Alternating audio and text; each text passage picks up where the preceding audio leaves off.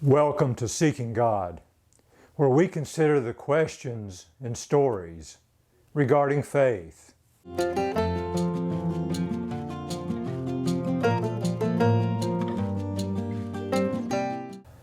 After World War II, Viktor Frankl wrote a book. Frankl, along with Elie Wiesel, began to try to think through and work through very important issues in their lives. Namely, they had been taught growing up about the nature of other people and the nature of the holy.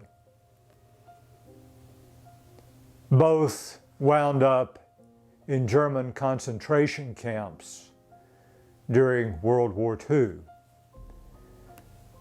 And each told their own story of their concentration camp experiences.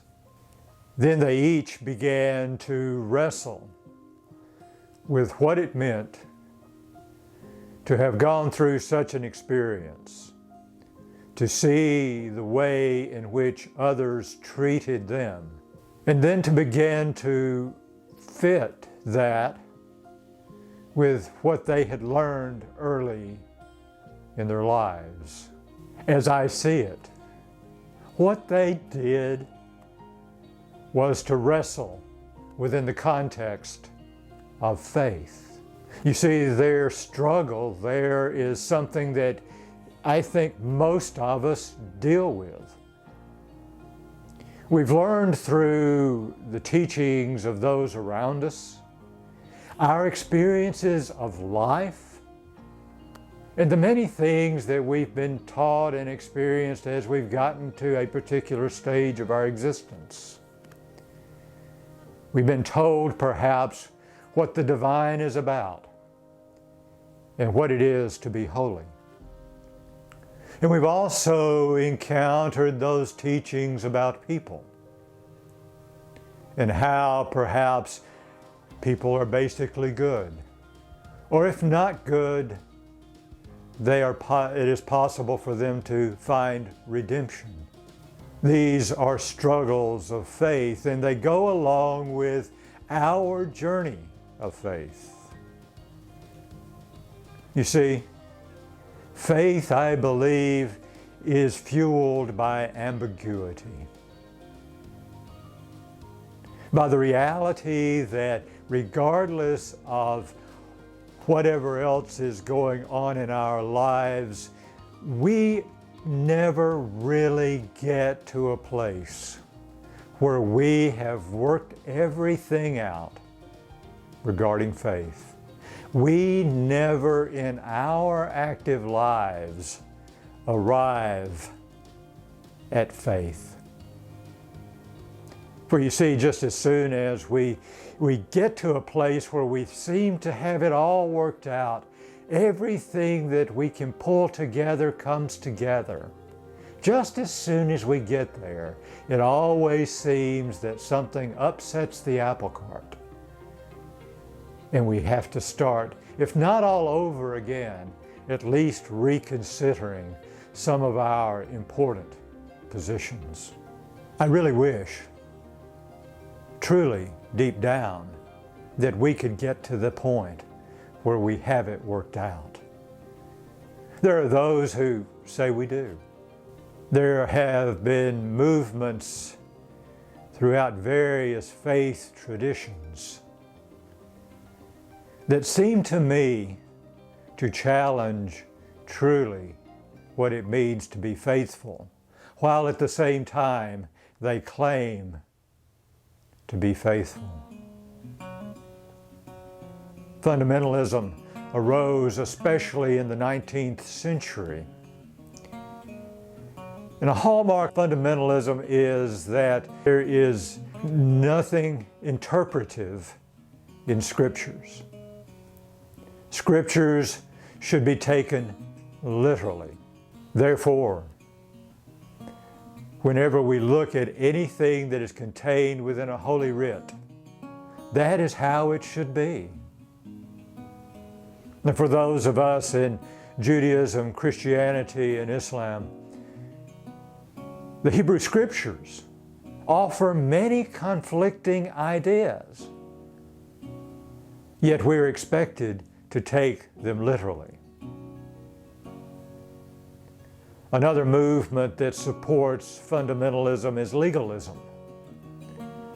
If this is how it says it should be, then this is how it must be.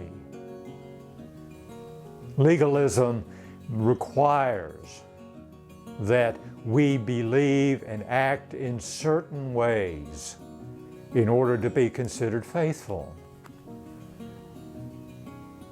But the reality is, every aspect of Holy Writ, Holy Scripture, Holy Writings can be interpreted, and is.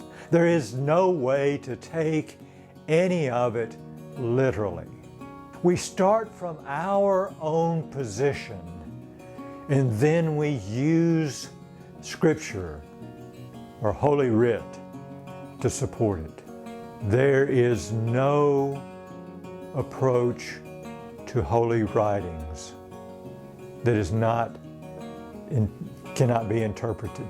It has to be interpreted. It comes from our position. What in fact we have with fundamentalism and legalism and literalism is we have political movements that put on the clothes of faith. They tell us that we can attain religious surety. We can know for certain exactly who the holy is and how the holy is and how we are to be with the holy. But I would maintain and say to you that the reality is that faith is fueled by ambiguity, and that in being fueled by ambiguity, we find that religious surety, legalism, and literalism actually inhibit and work against a life of faith.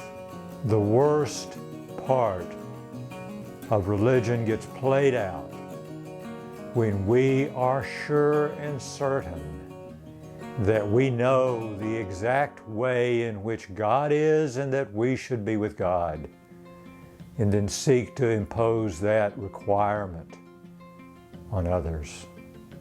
Frankl went on in his development to develop a form of understanding of human nature and a therapeutic approach to it, known as logotherapy.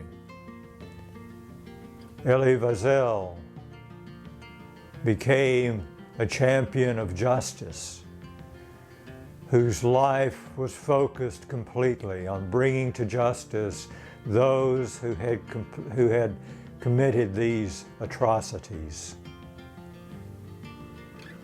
Each of these people, because of the journeys of their faith and wrestling with the ambiguity, contributed to the lives of the rest of us and to the good of the world. Life is a journey. Faith is a journey. Thank you for joining me